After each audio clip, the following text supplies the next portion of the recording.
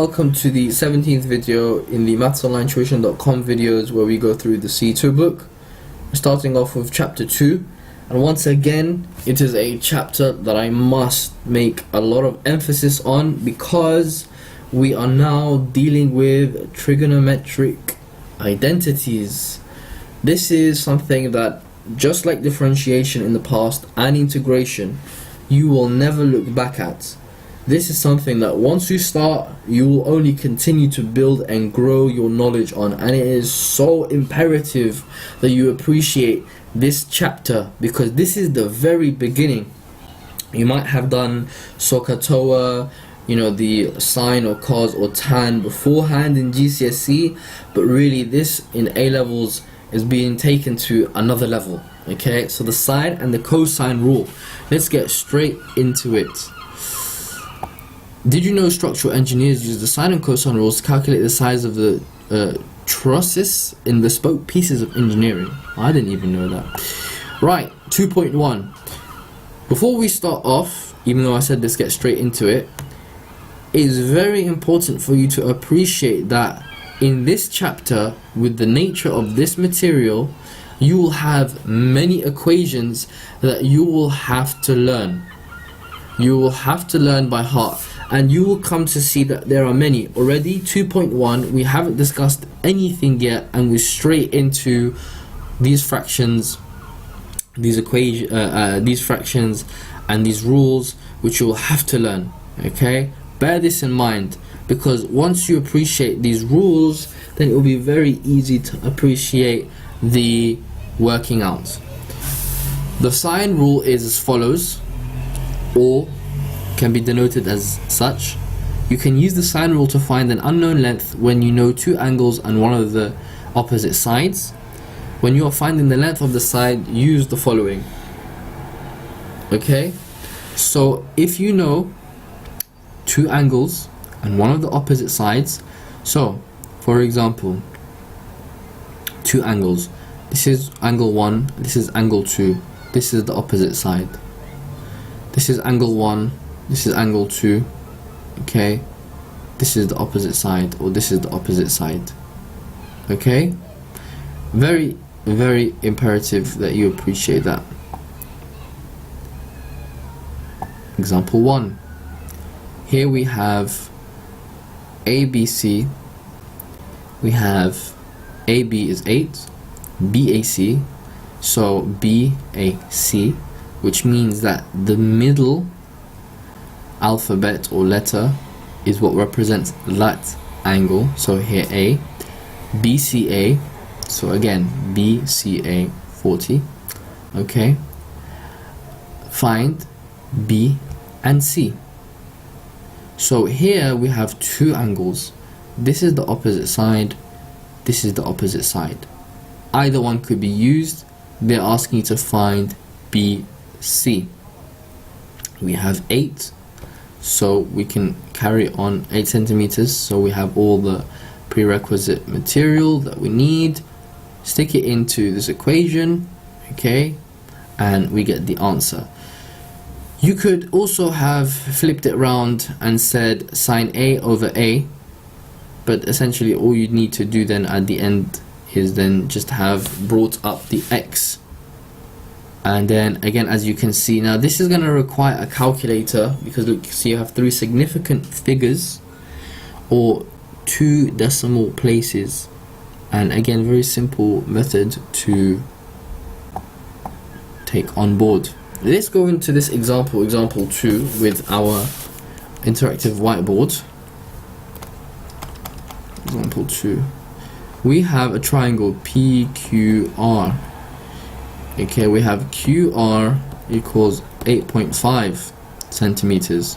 Please write down the units. It's very important because you could get a question where one of the lengths, the unit, is centimeters, and the question could try to not trick you, because that's never the point of the question, but could subtly introduce a different unit. So it could be millimeters, okay, mm, alright, and it could say, for example, be, I don't know, perhaps 20 millimeters, which is something plausible, but in reality it's just 2 centimeters. Okay, so we have to be very careful. Then we have QPR equals 60 degrees, and then we have PQR equals 20 degrees. So we're asked to find PQ. If we draw it out, okay, add some color. Got 60, we got 20, we got 8.5, remember, centimeters. We have X centimeters. P R Q. Now what we need to do is find X. Okay, so we say to ourselves, let's use this very nice, we have R sine R equals P sine P. So we can see that the lengths are represented using lowercase and the angles represented with uppercase, right? And we take our information, so we can say that 8.5 over, and then in this particular case you can see that they've taken 60 degrees as the opposite angle, as denoted by this blue diagonal line here, equals X over sine 100. And sine 100 here represents this angle there, and obviously we know that a triangle is 180, so 60 and 20 is 80, so we have 100 left. Okay, the reason for this angle here, 20, in this particular case, is to appreciate what the opposing angle of the length that we're trying to find out is. Otherwise, if they'd asked us to find X on this side, it would have been just taking this as sine 20. Okay, so we figure out using a calculator what the answer is, and you can see here X is 9.67 what? Centimeters. Okay, so it gets a little bit more theoretical here. In example 3, prove the sine rule for a general triangle. And you can see they have broken up this triangle into 2 triangles. You have 2 right angle triangles from what would have seemingly looked like a non-right angle triangle. Now the reason for this is so that you can appreciate the schematics, the design of a triangle, the inner design of a triangle. Okay, and we can see that we have here sine B, okay, equals HA using the rules from above, and likewise we have sine A equals the following.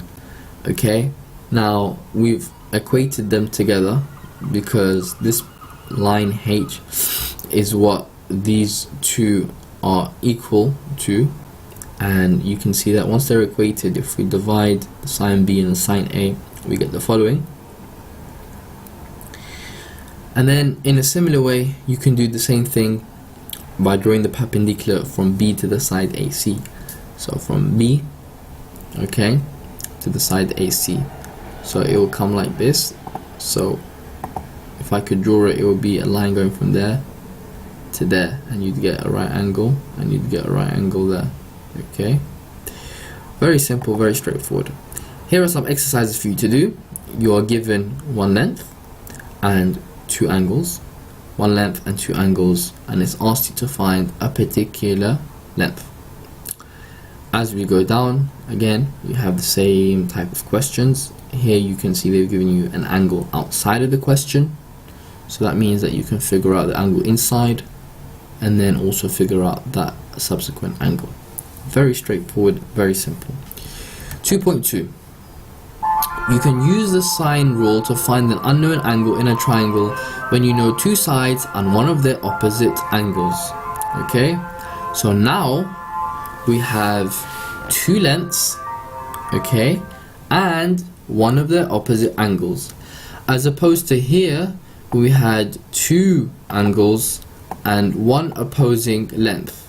Okay, so you can see now that different criteria or different quantities give or lead to different answers. And one of the tricks and the reasons for why you need to appreciate this and understand what is required for which situation is because you may be put in a particular scenario whereby you have a set of information, and using that set of information you may be asked to find out whatever you can from that particular given information. So for example, let's say you sit in an exam and it says to you, you have two unknowns and an angle. Okay, it could say, what further information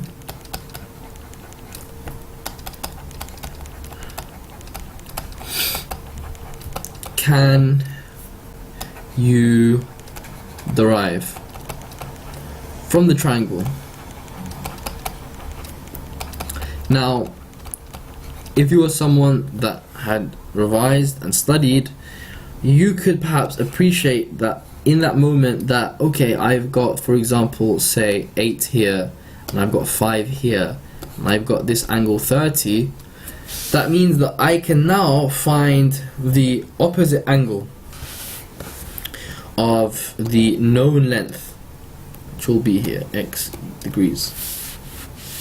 So this is all very important for you to appreciate, and likewise it's very important for you to understand so that you can progress further on into the book quickly and efficiently. Same thing here now, essentially just using the formula, using the expression above formula, but this time we've got two lengths. Okay, and remember we said the lengths are represented by the lowercase letters. Okay, very important for you not to forget that. And some more examples for you to conduct in your own time. 2.3. You can sometimes find two solutions for a missing angle. When the angle you are finding is larger than the given angle, there are two possible results. This is because you can draw two possible triangles with the data. In general, sine 180 minus x degrees is equal to sine x. For example, sine 30 equals sine 150. Okay, we'll explain later on in the book why that is using graphs, but for now, please appreciate this rule. So we have that in example 6, we are given this information, and we're asked to figure out the two possible values of a, c, b. Okay, so we have a, we have c, we have b, or we have a, c, and b. And again, this is all depending upon which line we take. Okay, so you can appreciate here that if we have 44 and we have as the angle, and we have the length 4 and 3, if we put it into the equation, okay, we get c equals we get c equals 67.9 or 112 from our example here. 180 minus x is 67.9, so I have 112.1. This is very easy for you to appreciate because it's very straightforward. And 2.4, the cosine rule is as follows. Again, pay very close attention to this cosine rule. Write it out once, twice, 3 times, and many more times should you need to do so in order for you to appreciate it. You can use the cosine rule to find an unknown side in a triangle when you have the lengths of two sides and the side of the angle between the sides. What does this mean? Well, this means that if you don't have the opposite angle, then using the cosine rule you can find the angle in between. Okay, so here in example 7 you can see that they've asked you to find AB. Sorry, you can find that AB is 11.7. okay, just by looking at the equation here, inputting all the figures, we have C equals 11.729, and to 3 significant figures we have the result that is presented to us.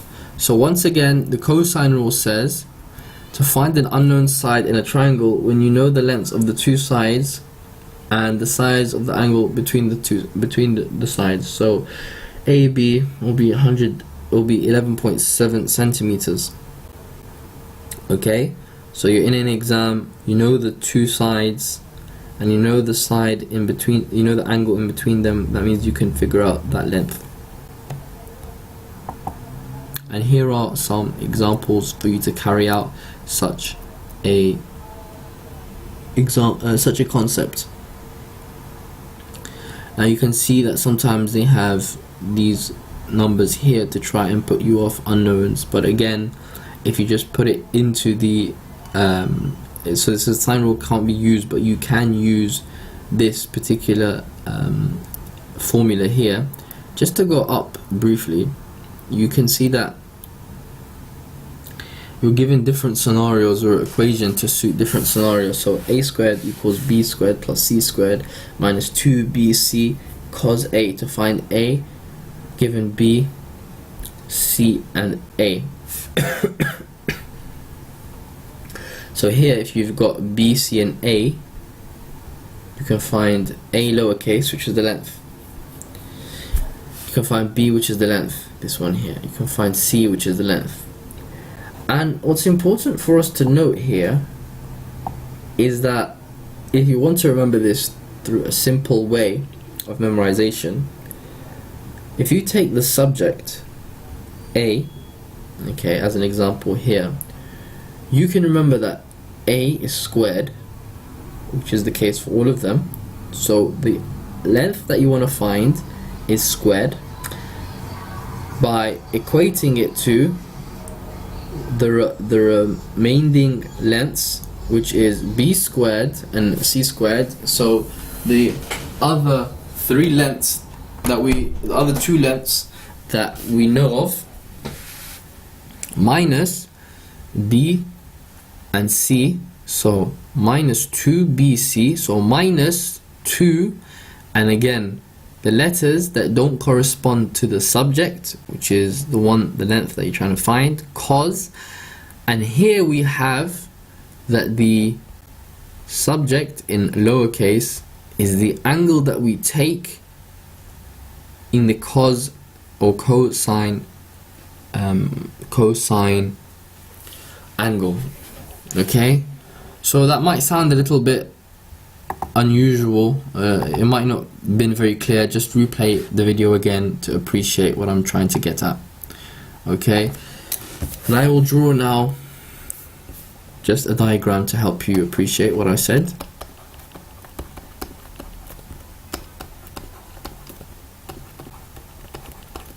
Okay, so look here, a squared equals b squared plus c squared minus 2bc cos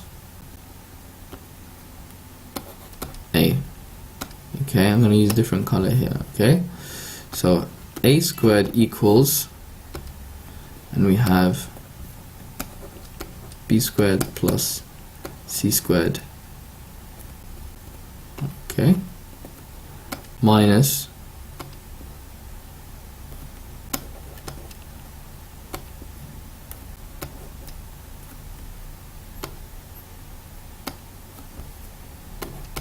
cos.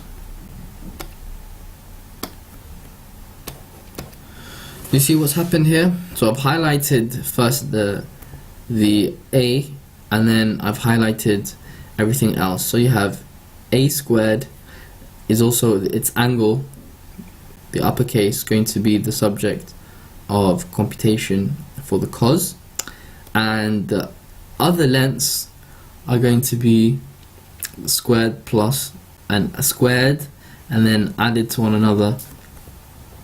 You always have -2 in any of the cases, and again the lengths that we know are going to be multiplied by one another. So it's very easy for you. That's a small technique to help you remember these equations, okay?